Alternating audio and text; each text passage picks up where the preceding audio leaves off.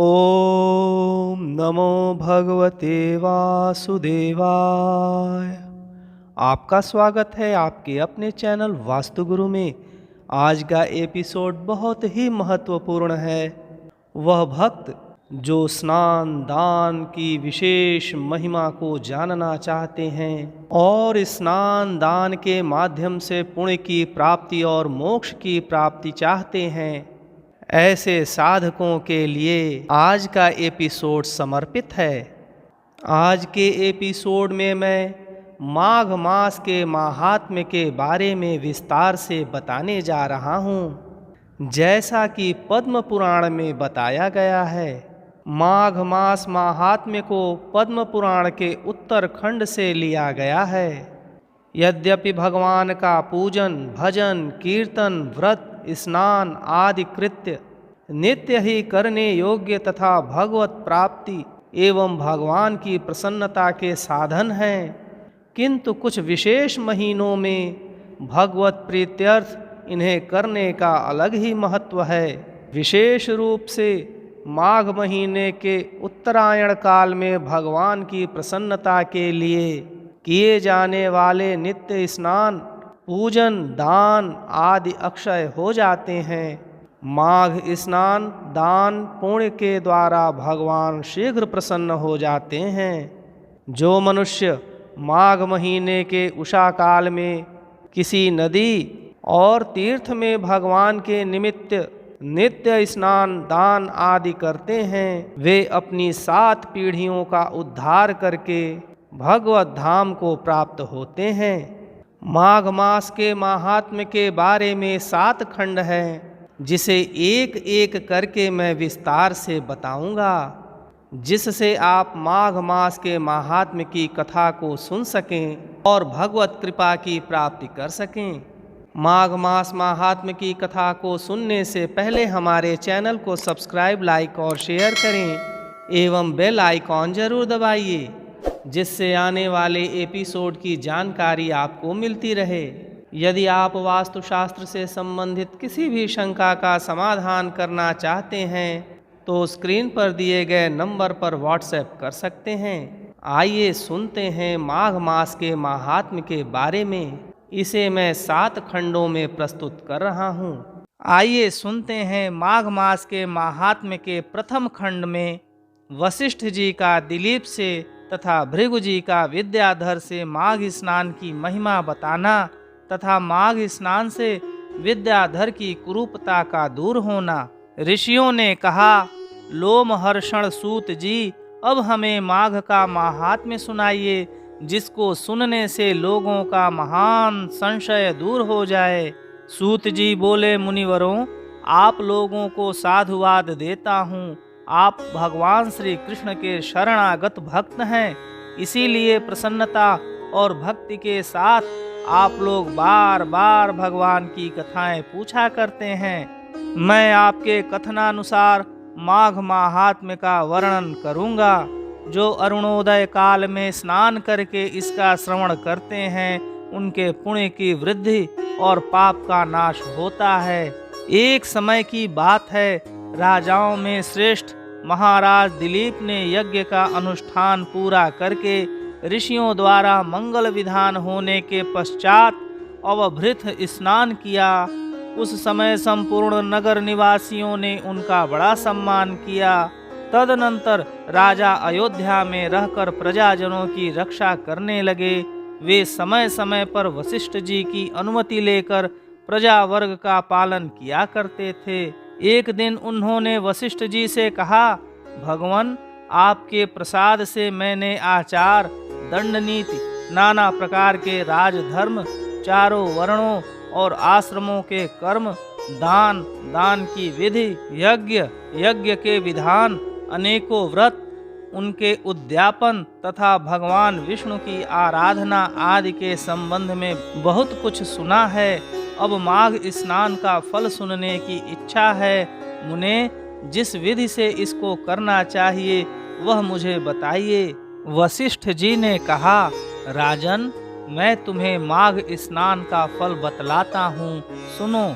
जो लोग होम, यज्ञ तथा इष्टापूर्त कर्मों के बिना ही उत्तम गति प्राप्त करना चाहते हों, वे माघ में प्रातः काल बाहर के जल में स्नान करें। जो गौ, भूमि, तिल, वस्त्र, सुवर्ण और धान्य आदि वस्तुओं का दान किए बिना ही स्वर्गलोक में जाना चाहते हों, वे माघ में सदा प्रातः काल स्नान करें।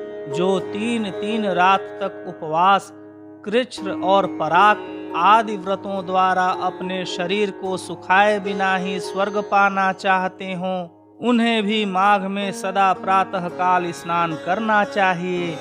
वैशाख में जल और अन्न का दान उत्तम है। कार्तिक में तपस्या और पूजा की प्रधानता है तथा माघ में जप, होम और दान, ये 3 बातें विशेष हैं। जिन लोगों ने माघ में प्रातः स्नान, नाना प्रकार का दान और भगवान विष्णु का स्तोत्र पाठ किया है, वे ही दिव्य धाम में आनंद पूर्वक निवास करते हैं। प्रिय वस्तु के त्याग और नियमों के पालन से माघ सदा धर्म का साधक होता है और अधर्म की जड़ काट देता है। यदि सकाम भाव से माघ स्नान किया जाए तो उससे मनोवांछित फल की सिद्धि होती है और निष्काम भाव से स्नान आदि करने पर वह मोक्ष देने वाला होता है। निरंतर दान करने वाले, वन में रहकर तपस्या करने वाले और सदा अतिथि सत्कार में संलग्न रहने वाले पुरुषों को जो दिव्य लोक प्राप्त होते हैं, वे ही माघ स्नान करने वालों को भी मिलते हैं। अन्य पुण्यों से स्वर्ग में गए हुए मनुष्य पुण्य समाप्त होने पर वहां से लौट आते हैं, किंतु माघ स्नान करने वाले मानव कभी वहां से लौटकर नहीं आते। माघ स्नान से बढ़कर कोई पवित्र और पापनाशक व्रत नहीं है। इससे बढ़कर कोई तप और इससे बढ़कर कोई महत्वपूर्ण साधन नहीं है। यही परम हितकारक और तत्काल पापों का नाश करने वाला है। महर्षि भृगु ने मणि पर्वत पर विद्याधर से कहा था, जो मनुष्य माघ के महीने में, जब उषः काल की लालिमा बहुत अधिक हो, गांव से बाहर नदी या पोखरे में नित्य स्नान करता है, वह पिता और माता के कुल की 7 पीढ़ियों का उद्धार करके स्वयं देवताओं के समान शरीर धारण कर स्वर्गलोक में चला जाता है। दिलीप ने पूछा, ब्राह्मण, ब्रह्मर्षि भृगु ने किस समय मणि पर्वत पर विद्याधर को धर्मोपदेश किया था, बताने की कृपा करें। वशिष्ठ जी बोले, राजन, प्राचीन काल में एक समय 12 वर्षों तक वर्षा नहीं हुई। इससे सारी प्रजा उद्विग्न और दुर्बल होकर 10 दिशाओं में चली गई। उस समय हिमालय और विंध्य पर्वत के बीच का प्रदेश खाली हो गया।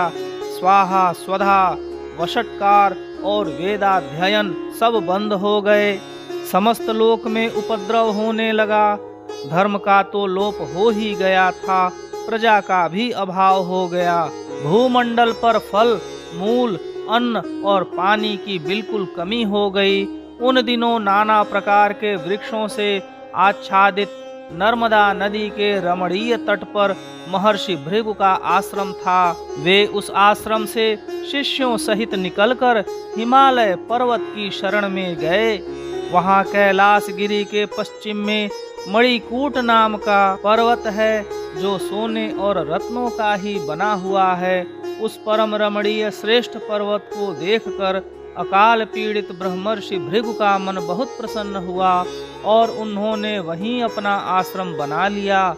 उस मनोहर शैल पर वनों और उपवनों में रहते हुए सदाचारी भृगु जी ने दीर्घ काल तक भारी तपस्या की। इस प्रकार जब ब्रह्मर्षि भृगु जी वहां अपने आश्रम पर निवास करते थे, एक समय विद्याधर अपनी पत्नी के साथ पर्वत से नीचे उतरा। वे दोनों मुनि के पास आए और उन्हें प्रणाम करके अत्यंत दुखी हो एक ओर खड़े हो गए। उन्हें इस अवस्था में देख ब्रह्मर्षि ने मधुर वाणी से पूछा, विद्याधर, प्रसन्नता के साथ बताओ, तुम दोनों इतने दुखी क्यों हो? विद्याधर ने कहा, द्विज श्रेष्ठ, मेरे दुख का कारण सुनिए। मैं पुण्य का फल पाकर देवलोक में गया। वहां देवता का शरीर, दिव्य नारी का सुख और दिव्य भोगों का अनुभव प्राप्त करके भी मेरा मुंह बाघ का सा हो गया। न जाने यह किस दुष्कर्म का फल उपस्थित हुआ है।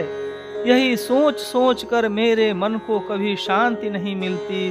ब्राह्मण, एक और भी कारण है जिससे मेरा मन व्याकुल हो रहा है। यह मेरी कल्याणमयी पत्नी बड़ी मधुर भाषिणी तथा सुंदरी है। स्वर्गलोक में शील, उदारता, गुण समूह, रूप और यौवन की संपत्ति द्वारा इसकी समानता करने वाली एक भी स्त्री नहीं है। कहाँ तो यह देवमुखी सुंदरी रमणी और कहाँ मेरे जैसा व्याघ्रमुख पुरुष। ब्राह्मण, मैं इसी बात की चिंता करके मन ही मन सदा जलता रहता हूँ। भृगुजी ने कहा, विद्याधर श्रेष्ठ, पूर्व जन्म में तुम्हारे द्वारा जो अनुचित कर्म हुआ है वह सुनो। निषिद्ध कर्म कितना ही छोटा क्यों न हो, परिणाम में वह भयंकर हो जाता है।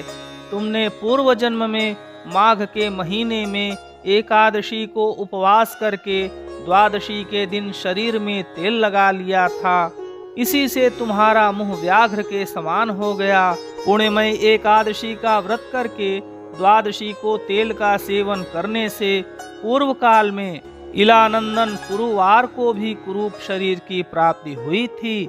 वे अपने शरीर को कुरूप देख उसके दुख से बहुत दुखी हुए और गिरिराज हिमालय पर जाकर गंगा जी के किनारे स्नान आदि से पवित्र हो प्रसन्नता पूर्वक कुशासन पर बैठे। राजा ने अपनी संपूर्ण इंद्रियों को वश में करके हृदय में भगवान का ध्यान आरंभ किया। उन्होंने ध्यान में देखा, भगवान का श्री विग्रह नूतन नील मेघ के समान श्याम है। उनके नेत्र कमल दल के समान विशाल हैं। वे अपने हाथों में शंख, चक्र, गदा और पद्म धारण किए हुए हैं। उनका श्री अंग पीतांबर से ढका है। वक्ष स्थल में कौस्तुभ मणि अपना प्रकाश फैला रही है तथा वे गले में वनमाला धारण किए हुए हैं। इस प्रकार श्री हरि का चिंतन करते हुए राजा ने प्राणवायु के मार्ग को भीतर ही रोक लिया और नासिका के अग्रभाग पर दृष्टि जमाए कुंडलिनी के मुख को ऊपर उठाकर स्वयं सुषुम्ना नाड़ी में स्थित हो गए। इस तरह 1 मास तक निराहार रहकर उन्होंने दुष्कर तपस्या की। इस थोड़े दिनों की तपस्या से ही भगवान संतुष्ट हो गए। उन्होंने राजा के 7 जन्मों की आराधना का स्मरण करके उन्हें स्वयं प्रकट हो प्रत्यक्ष दर्शन दिए। उस दिन माघ शुक्ल पक्ष की द्वादशी तिथि थी। सूर्य मकर राशि पर स्थित थे। भगवान वासुदेव ने बड़ी प्रसन्नता के साथ चक्रवर्ती नरेश पुरुवार पर शंख का जल छोड़ा और उन्हें अत्यंत सुंदर एवं कमनीय रूप प्रदान किया। वह रूप इतना मनोहर था जिससे देवलोक की नायिका उर्वशी भी आकृष्ट हो गई और उसने पुरुवार को पति रूप में प्राप्त करने की अभिलाषा की। इस प्रकार राजा पुरूरवा भगवान से वरदान पाकर कृतकृत्य हो अपने नगर लौट आए।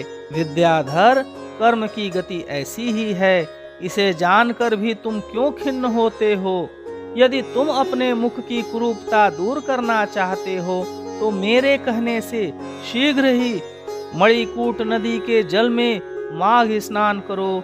वह प्राचीन पापों का नाश करने वाला है। तुम्हारे भाग्य से माघ बिल्कुल निकट है। आज से 5 दिन के बाद ही माघ मास आरंभ हो जाएगा। तुम पौष के शुक्ल पक्ष की एकादशी से ही नीचे वेदी पर सोया करो और 1 महीने तक निराहार रहकर तीनों समय स्नान करो। भोगों को त्याग कर जितेंद्रिय भाव से तीनों काल भगवान विष्णु की पूजा करते रहो। विद्याधर श्रेष्ठ, जिस दिन माघ शुक्ला एकादशी आएगी उस दिन तक तुम्हारे सारे पाप जलकर भस्म हो जाएंगे। फिर द्वादशी के पवित्र दिन को मैं मंत्रपूत कल्याणमय जल से अभिषेक करके तुम्हारा मुख कामदेव के समान सुंदर कर दूंगा। फिर देवमुख होकर इस सुंदरी के साथ तुम सुखपूर्वक क्रीड़ा करते रहना। माघ के स्नान से विपत्ति का नाश होता है और माघ के स्नान से पाप नष्ट हो जाते हैं। माघ स्नान सब व्रतों से बढ़कर है तथा यह सब प्रकार के दानों का फल प्रदान करने वाला है। पुष्कर, कुरुक्षेत्र, ब्रह्मावर्त, पृथुदक, अविमुक्त क्षेत्र काशी, प्रयाग तथा गंगा सागर संगम में 10 वर्षों तक शौच, संतोष आदि नियमों का पालन करने से जो फल प्राप्त होता है वह माघ के महीने में 3 दिनों तक प्रातः स्नान करने से ही मिल जाता है।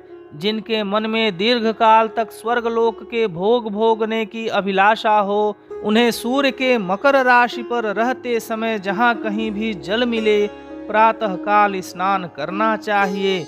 आयु, आरोग्य, रूप, सौभाग्य एवं उत्तम गुणों में जिनकी रुचि हो, उन्हें सूर्य के मकर राशि पर रहने तक प्रातः काल स्नान अवश्य करना चाहिए। जो नरक से डरते हैं और दरिद्रता के महासागर से जिन्हें त्रास होता है, उन्हें सर्वथा प्रयत्न पूर्वक माघ मास में प्रातः काल स्नान करना चाहिए। देवश्रेष्ठ, दरिद्रता, पाप और दुर्भाग्य रूपी कीचड़ को धोने के लिए माघ स्नान के सिवा दूसरा कोई उपाय नहीं है। अन्य कर्मों को यदि अश्रद्धा पूर्वक किया जाए तो वे बहुत थोड़ा फल देते हैं, किंतु माघ स्नान यदि श्रद्धा के बिना भी विधि पूर्वक किया जाए तो वह पूरा पूरा फल देता है। गांव से बाहर नदी या पोखरे के जल में जहाँ कहीं भी निष्काम या सकाम भाव से माघ स्नान करने वाला पुरुष इस लोक और परलोक में दुख नहीं देखता।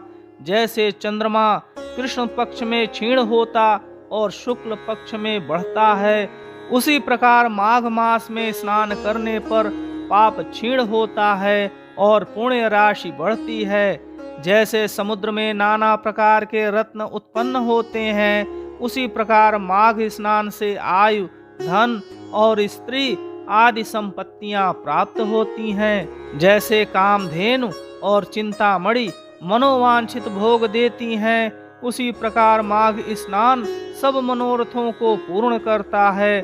सत्य युग में तपस्या को, त्रेता में ज्ञान को, द्वापर में भगवान के पूजन को और कलियुग में दान को उत्तम माना गया है, परंतु माघ का स्नान सभी युगों में श्रेष्ठ समझा गया है। कृते तपः परम ज्ञानम त्रेतायाम यजनम तथा द्वापरे च कलौ दानम माघ सर्वयुगेषु च। सबके लिए, समस्त वर्णों और आश्रमों के लिए माघ का स्नान धर्म की धारावाहिक वृष्टि करता है। भृगु के ये वचन सुनकर वह विद्याधर उसी आश्रम पर ठहर गया और माघ मास में भृगु जी के साथ ही उसने विधि पूर्वक पर्वतीय नदी के कुंड में पत्नी सहित स्नान किया। महर्षि भृगु के अनुग्रह से विद्याधर ने अपना मनोरथ प्राप्त कर लिया। फिर वह देवमुख होकर मणि पर्वत पर आनंद पूर्वक रहने लगा। भृगु जी उस पर कृपा करके बहुत प्रसन्न हुए और पुनः विंध्य पर्वत पर अपने आश्रम में चले आए। उस विद्याधर का मणिमय पर्वत की नदी में माघ स्नान करने मात्र से कामदेव के समान मुख हो गया तथा भृगु जी भी नियम समाप्त करके शिष्यों सहित विंध्याचल पर्वत की घाटी में उतरकर नर्मदा तट पर आए। वशिष्ठ जी कहते हैं, राजन, ब्रह्मर्षि भृगु के द्वारा विद्याधर के प्रति कहा हुआ यह माघ माहात्म्य संपूर्ण भुवन का सार है तथा नाना प्रकार के फलों से विचित्र जान पड़ता है। जो प्रतिदिन इसका श्रवण करता है वह देवता की भांति समस्त सुंदर भोगों को प्राप्त कर लेता है।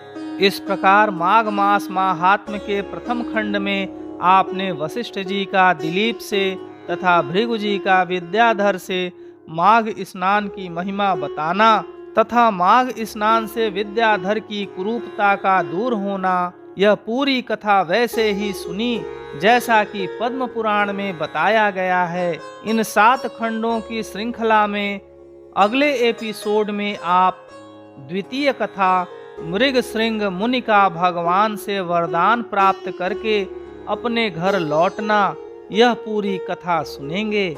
ऐसी ही प्रामाणिक जानकारी के लिए देखते रहिए आपका अपना चैनल वास्तुगुरु।